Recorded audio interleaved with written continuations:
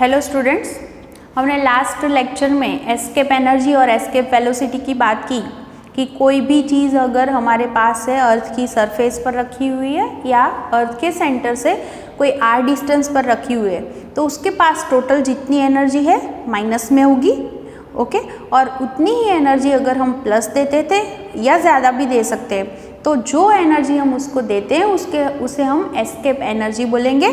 किस फॉर्म में देंगे? काइनेटिक एनर्जी के फॉर्म में देंगे। और उसकी वजह से वो जो चीज़ होगी वो हमेशा के लिए अर्थ के ग्रेविटेशनल फील्ड से बाहर चली जाएगी, ठीक है। और वो जो होगी वो उसके लिए जो हम जिस स्पीड से उसे फेंकेंगे वो जो स्पीड है उसे हम एस्केप स्पीड बोल सकते हैं। तो अगर कोई चीज़ आपके पास अर्थ की सरफेस पर रखी हुई है तो उसे हम जो फेंकते हैं वो किस स्पीड से, अगर हम 11.2 किलोमीटर पर सेकंड की स्पीड से फेंकते हैं तो वो हमेशा के लिए अर्थ के ग्रेविटेशनल फील्ड से बाहर चली जाएगी। तो वो आंसर जो है वो सभी चीज़ों के लिए कॉमन है, 11.2 किलोमीटर पर सेकंड। और उसकी फॉर्मूला याद कीजिए, √2gme/re। वहाँ पर कोई भी जो भी बॉडी है उसका मास वहाँ पर फॉर्मूला में नहीं है। उसका मतलब ये हुआ कि अगर किसी भी मास की वो चीज़ है, जो भी चीज़ आपने रखी हुई है उसका मास कुछ भी है, लेकिन सबके लिए जो एस्केप स्पीड होगी वो इक्वल ही होगी, 11.2 किलोमीटर पर सेकंड। ये आपको पता है, ठीक है। आज हम नेक्स्ट टॉपिक पर बात करने वाले हैं, वो है अर्थ सैटेलाइट्स।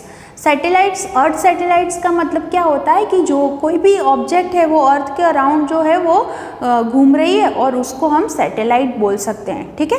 तो ये जो सैटेलाइट है उसके बारे में मुझे बहुत सारी चीज़ें आपको बतानी है कि अगर वो ऑर्बिट में घूम रहा है तो उसकी स्पीड क्या होगी और उसकी टोटल एनर्जी क्या होगी, उसका टाइम पीरियड क्या होगा।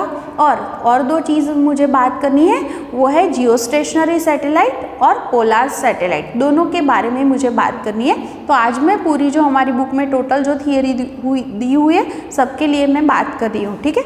तो पहले जो मैं बात करूँगी वो है अर्थ के जो सैटेलाइट। आपको पता है कि अर्थ का नेचुरल सैटेलाइट क्या है, कौन है? मून है ना, एक ही है उसके पास। कुछ प्लैनेट्स तो ऐसे भी है जिनके पास जो है वो बहुत सारे मून है ना, मतलब कि नेचुरल सैटेलाइट बहुत ज़्यादा है। हमारे पास सिर्फ एक ही है और वो है मून। और हमें पता है कि वो अर्थ के आसपास एक पूरा चक्कर लगाने के लिए, मतलब कि उसका जो टाइम पीरियड है वो कितना है, 27.3 डेज, ओके। तो उतना उसका टाइम पीरियड है, ओके।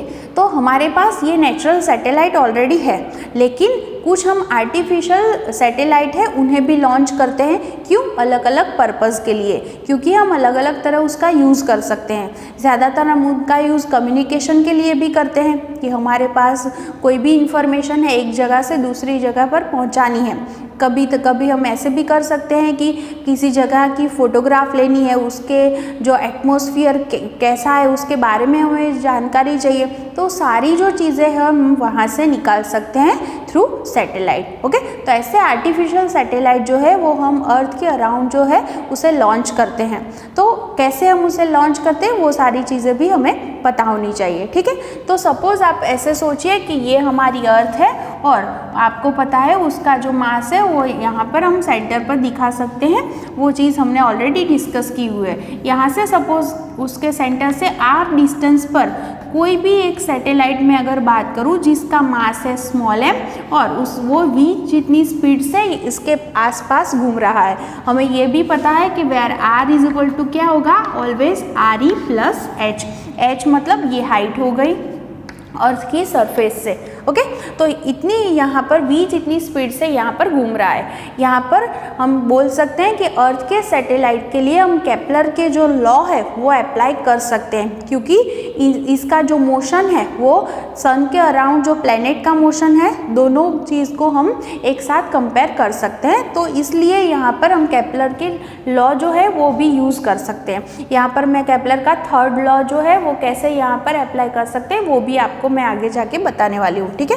तो यहाँ पर कोई भी यहाँ पर सैटेलाइट है वो v जितनी जो स्पीड है वहाँ से उसके आसपास ऑर्बिट में घूम रहा है, r जितना उसका रेडियस है ऑर्बिट का, ठीक है, उसमें वो घूम रहा है। तो आपको पता है कि किसी भी चीज़ को सर्कुलर मोशन करना है तो उसके लिए क्या चाहिए होगा, फोर्स चाहिए होगा। कौन सा, तो सेंट्रीपिटल फोर्स। और जो कौन सा फोर्स यहाँ के या इन दोनों के बीच में लग रहा है वो है ग्रेविटेशनल फोर्स। तो ग्रेविटेशनल फोर्स है वो उसको प्रोवाइड करेगा फोर्स की उसकी वजह से ये पूरा इसके आसपास घूम सके। तो आपको इसकी फॉर्मूला पता है, क्या होगा, फोर्स mv² अपॉन r, ठीक है, is equal to gravitational force कितना होगा, Gmem अपॉन r², इतना उसका ग्रेविटेशनल फोर्स होगा। तो यहाँ पर m और m कैंसिल कीजिए, एक एक r भी कैंसिल हो जाएगा, तो v इज इक्वल टू यहाँ पर स्क्वायर रूट आ जाएगा √Gme अपॉन r। तो ये जो सैटेलाइट होगा वो उसकी स्पीड कितनी होगी, तो √Gme अपॉन r। यहाँ पर एक चीज़ आप खास देखिए, इसका मतलब ये हुआ कि जितना r ज़्यादा होगा उतनी उसकी वेलोसिटी कम होगी। अगर मेरे पास दो सैटेलाइट है, मैं अगर ऐसे पूछूँ आपको कि एक सैटेलाइट है उसका जो मास है वो है 1000 किलोग्राम और दूसरा सैटेलाइट है उसका मास है 2000 किलोग्राम, दोनों इसी जो है इसी ऑर्बिट में घूम रहे हैं, तो दोनों में से किसकी वेलोसिटी ज़्यादा होगी, क्या बोलेंगे आप, दोनों में से किसकी वेलोसिटी ज़्यादा होगी। एक सेकंड के लिए सोच लीजिए, मैं आपको बता दूं दोनों के लिए दोनों की जो स्पीड होगी वो सेम होगी, इसलिए क्योंकि ये फॉर्मूला देखिए यहाँ पर सैटेलाइट का मास जो है वो उस पर ये चीज़ डिपेंड नहीं करती, v की वैल्यू जो है वो सैटेलाइट के मास पर नहीं डिपेंड करती, वो किस चीज़ पर डिपेंड करती है, r पर, कि कितनी कौन सी रेडियस के ऑर्बिट में वो घूम रहे हैं। अगर रेडियस सेम है, r सेम है, तो दोनों की स्पीड भी सेम होगी। ओके, तो ये चीज़ MCQ के लिए आप एक दिमाग में रखना। ओके, तो यहाँ पर शॉर्ट में आपको इतना तो पता चल गया होगा कि मैंने ये चीज़ आपको बताई कि यहाँ पर ये जो है ये जो सैटेलाइट यहाँ पर घूम रहा है और उसके लिए जो सेंट्रीपेटल फोर्स है वो कौन प्रोवाइड कर रहा है, ग्रेविटेशनल फोर्स। यहाँ पर एक लाइन आप लिख सकते हैं ऐसे कि इसको सर्कुलर मोशन में घूमने के लिए जो सेंट्रीपेटल फोर्स है वो कौन प्रोवाइड कर रहा है, ग्रेविटेशनल फोर्स, और उसकी वजह से वो घूम रहा है और उसके लिए उसकी स्पीड इतनी होगी। तो ये पहली जो चीज़ थी वो उसकी स्पीड की फॉर्मूला हमने निकाली। ओके, दूसरी चीज़ की मैं बात करूँगी वो है टाइम पीरियड। टाइम की पीरियड पता है आपको कि यहाँ से वो घूमना शुरू करेगा और पूरा एक चक्कर लगा के यहाँ पर फिर वापस आ जाए, तो एक पूरा चक्कर लगाने के लिए उसने जो टाइम लिया है उसे उसका आप टाइम पीरियड बोल सकते हैं। तो यहाँ पर हम बोल सकते हैं कि t कितना होगा, तो ये पूरा जो चक्कर लगाएगा तो उसने कितना डिस्टेंस कवर किया, तो ऐसे बोल सकते हैं 2πr। ओके, और उसके लिए उसकी वेलोसिटी क्या होगी, तो v, आपको पता है ना, डिस्टेंस अपॉन वेलोसिटी, तो आपको टाइम मिल जाएगा। ठीक है, तो 2πr अपॉन v हो गया। अच्छा, आप देख लीजिए यहाँ से v जो है, v की वैल्यू क्या है हमारे पास, √Gme अपॉन r है, तो वो हम यहाँ पर रख सकते हैं। इससे पहले मैं एक चीज़ करूँगी, इसका स्क्वायर कर दूँ अगर, तो क्या हो जाएगा, t² is equal to 4π² r² bye v²। अब हम यहाँ पर v की वैल्यू अगर रख दे तो v² क्या है, यहाँ से स्क्वायर रूट निकल जाएगा, तो क्या होगा, Gme अपॉन r जो है ऊपर चला जाएगा तो ऊपर r³ हो जाएगा। तो हमारा आंसर ऐसा हुआ t² is equal to 4π² upon Gme into r³। ये देखिए जो मैंने ब्रैकेट में लिखा है वो सारी चीज़ें जो है वो कांस्टेंट है, 4 कांस्टेंट है, पाई कांस्टेंट है, g भी कांस्टेंट है और मास ऑफ अर्थ भी कांस्टेंट है। इसका मतलब ये हुआ कि t², ये कांस्टेंट की जगह पे मैं प्रोपोर्शनल लगा दूँ तो t² is proportional to r³। कुछ याद आ रहा है, ये केपलर्स जो लॉ था ऑफ जो टाइम पीरियड का, केपलर्स लॉ ऑफ पीरियड, वो ये चीज़ दिखाता है कि ये जो टाइम पीरियड का स्क्वायर है वो किसके प्रोपोर्शनल है, तो ये जिस ऑर्बिट में घूम रहा है उसकी रेडियस के क्यूब के प्रोपोर्शन में है। ठीक है, तो यहाँ पर ये चीज़ जो है वो ये फॉर्मूला भी आप खास याद रखना। किस चीज़ की formula, t² is equal to क्या मिला आपको, 4π² upon Gme into r³। Okay, simple यही चीज़ हमने लगाई कि टोटल टाइम पीरियड क्या हुआ, तो डिस्टेंस अपॉन वेलोसिटी, डिस्टेंस से एक चक्कर में पूरा कितना कवर होगा, 2πr, और वेलोसिटी v होगी। फिर मैंने स्क्वायर करके v की वैल्यू यहाँ पे डाल दी है, बस इतना ही किया है। ठीक है, अब तीसरी चीज़ मुझे बतानी है, वो है टोटल एनर्जी। किस चीज़ की? सैटेलाइट की टोटल एनर्जी हमें फाइंड करनी है। तो हम ये चीज़ जानते हैं कि टोटल एनर्जी का मतलब होता है kinetic energy plus potential energy. तो हमारा सैटेलाइट यहाँ पर v जितनी स्पीड से घूम रहा है, तो उसकी जो काइनेटिक एनर्जी वो क्या होगी? 1/2 mv²। और पोटेंशियल एनर्जी क्या होगी? दोनों के बीच का डिस्टेंस r है, तो पोटेंशियल एनर्जी क्या लिखेंगे हम? -GMEM/r। ये चीज़ आपको पता है।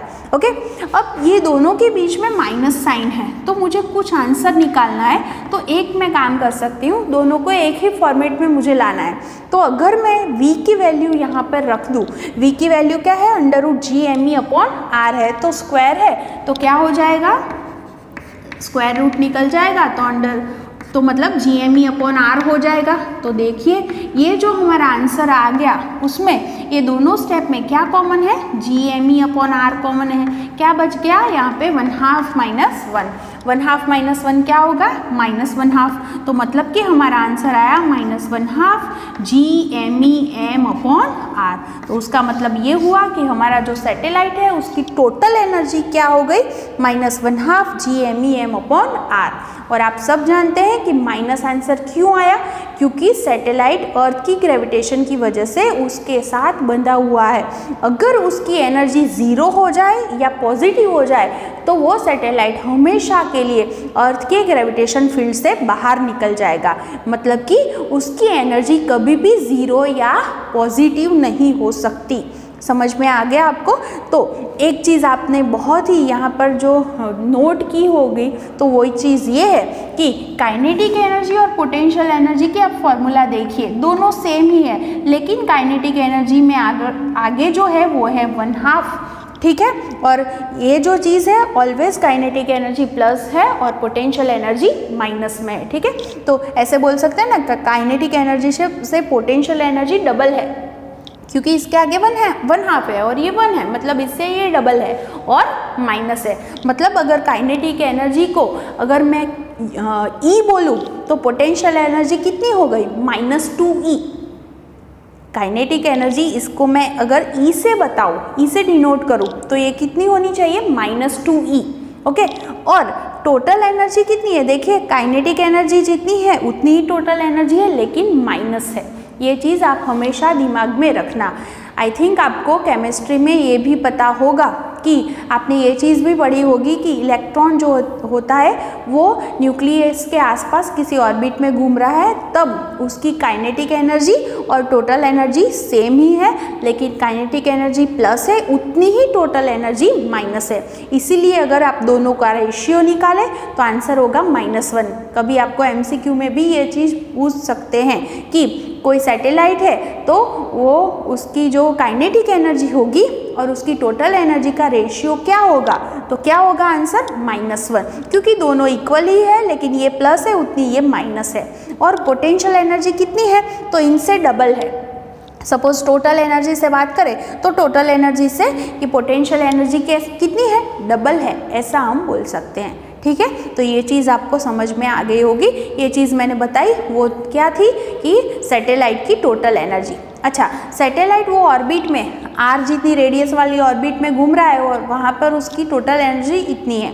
अगर मुझे वहाँ से उसको अर्थ के ग्रेविटेशनल फील्ड से निकाल देना है तो मुझे क्या करना पड़ेगा? उसको कितनी एनर्जी देनी पड़ेगी? इतनी ही प्लस, है ना, मतलब कितनी एनर्जी देनी पड़ेगी? Plus GMEM/2r। तो वो हमेशा के लिए अर्थ के ग्रेविटेशनल फील्ड से चला जाएगा। ओके, तो ये तीनों चीज़ें आप दिमाग में रखना जो मैंने बताई है। ठीक है, ओके।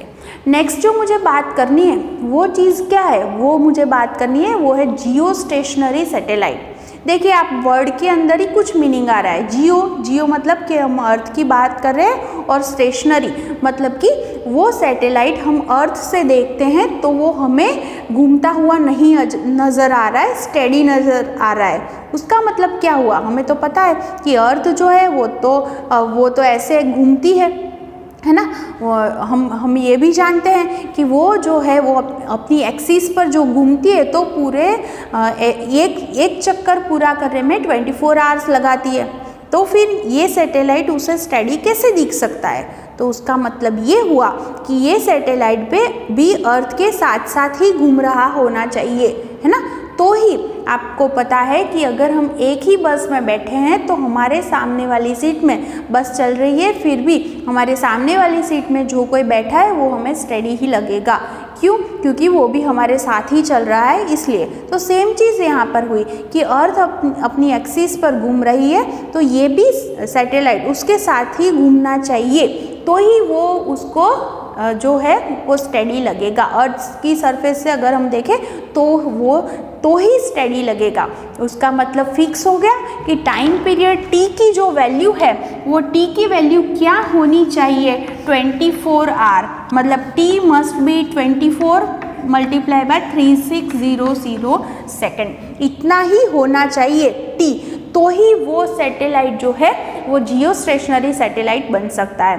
तो इसका मतलब तो ये हुआ कि अगर t की वैल्यू फिक्स है, ये सारी वैल्यू फिक्स है, तो r भी फिक्स ही होनी चाहिए कि अगर हम सैटेलाइट को कहीं पर भी रख दें, अर्थ के सेंटर से कहीं पर भी रख दे, तो वो सैटेलाइट जो है वो जियो स्टेशनरी नहीं बन सकता। अगर आप ये सारी चीज़ें यहाँ पर रखें और r फाइंड कर दीजिए तो आपको समझ में आएगा कि r की जो वैल्यू है वो जो है वो एक फिक्स वैल्यू आपको मिलेगी। मैं आपको बता दूँ कि अर्थ के सेंटर से अगर मैं बात करूँ तो वो उसकी जो r की वैल्यू है वो ऑलमोस्ट 42,000 किलोमीटर पर, इतने डिस्टेंस पर अगर हम अर्थ के सेंटर से उसे रखते हैं तो ही वो सैटेलाइट जियो स्टेशनरी सैटेलाइट बन सकता है।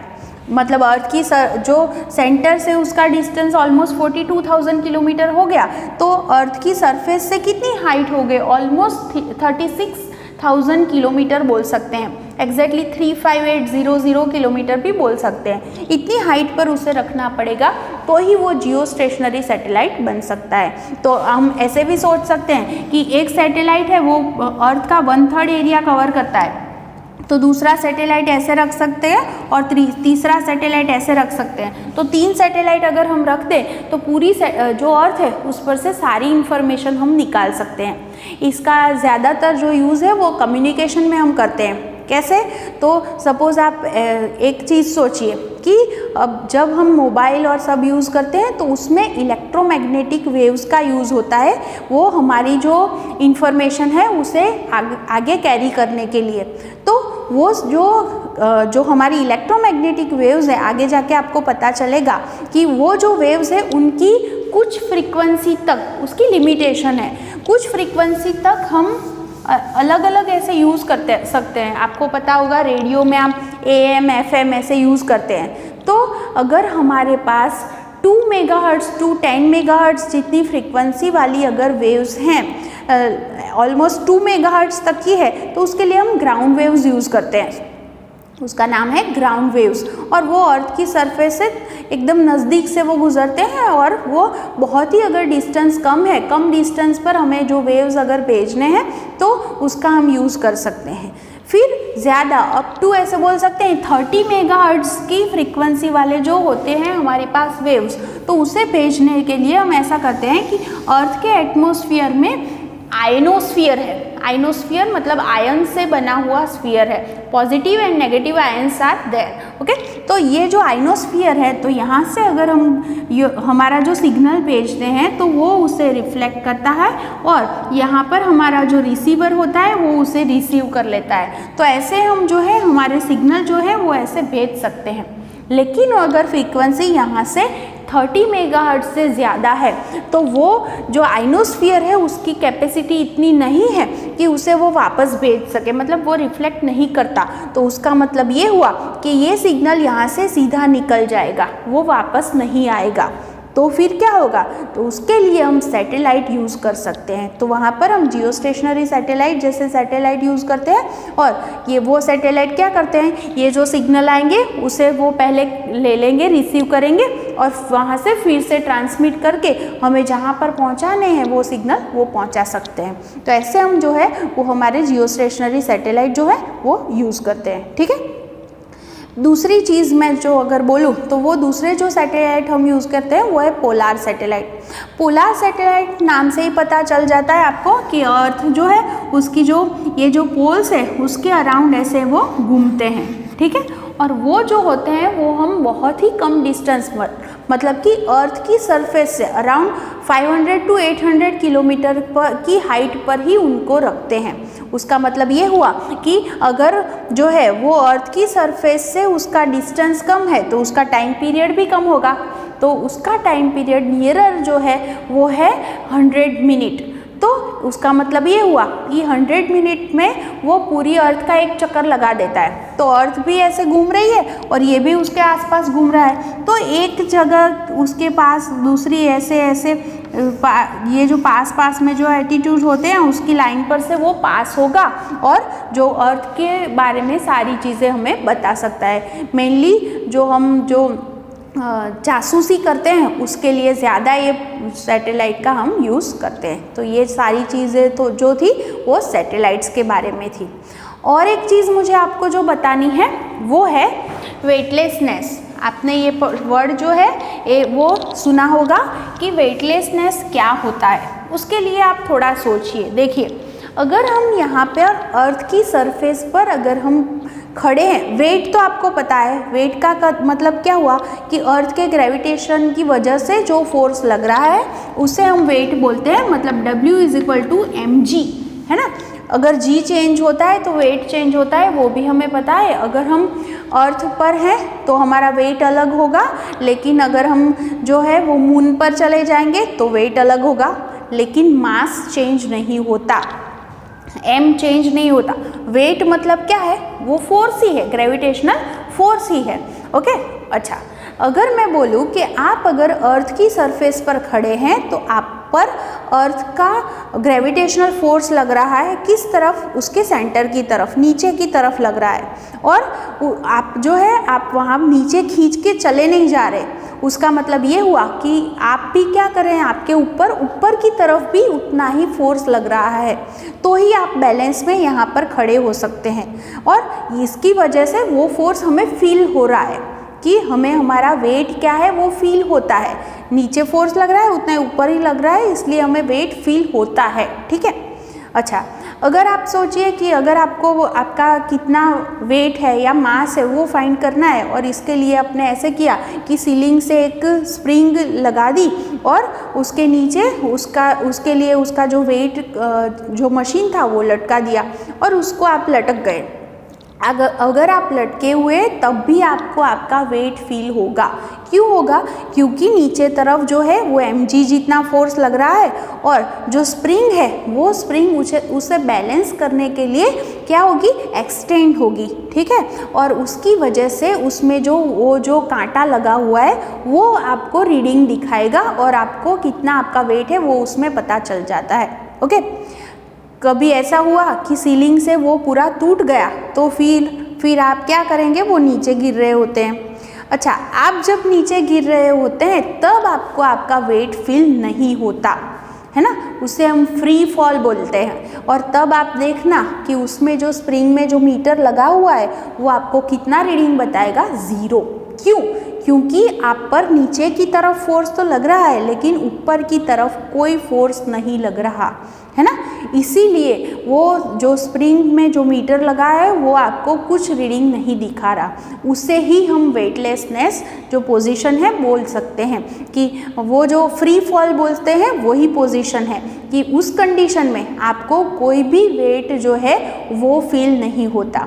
मतलब कि ये फ्री फॉल की जो कंडीशन है वही है, मतलब कि जो एक्सेलरेशन है वो कितना होगा, एक्सेलरेशन ड्यू टू ग्रेविटी जितना ही होगा, A = g ही होगा।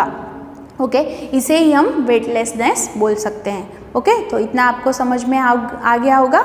जब हम ऐसे बोलते हैं कि अर्थ के अराउंड कोई आपने सैटेलाइट रखा है तो उस पर सेंट्रीपिटल फोर्स लग रहा है और वो उसके आसपास घूम रहा है, और वहाँ पर उसका वेट क्या होगा, mg जितना, जिसकी डायरेक्शन किस तरफ होगी, अर्थ के सेंटर की तरफ होगी। और उस सैटेलाइट के अंदर जो अगर कोई है, हम अंतरिक्ष यात्री जो बोलते हैं, वो अंदर जो अब आप देखते हैं तो वो लोग ऐसे ही घूम रहे होते हैं, है ना। तो वो ऐसे ही क्यों घूम रहते हैं? क्योंकि अंदर कोई ग्रेविटी नहीं होती, उन पर कोई जो है वो अपोजिट डायरेक्शन में फोर्स नहीं लग रहा, तो उनकी जो पोजीशन है वो कैसी हो गई? वेटलेसनेस जैसी पोजीशन हो गई, इसलिए उनको वो फील नहीं होता। ओके, तो हमारी टेक्स्ट बुक में जितनी भी थियोरी थी वो हमने यहाँ तक बात कर ली। नेक्स्ट लेक्चर में जो एग्जाम्पल्स बाकी हैं उसकी बात करेंगे, उसके बाद फिर एक्सरसाइज के सम जो है, न्यूमेरिकल्स जो है वो फिर हम जो है वो गिनेंगे। ठीक है, तो ये सारी चीज़ें आप एक बार टेक्स्ट बुक से पढ़ लेना और सब रीड कर देना।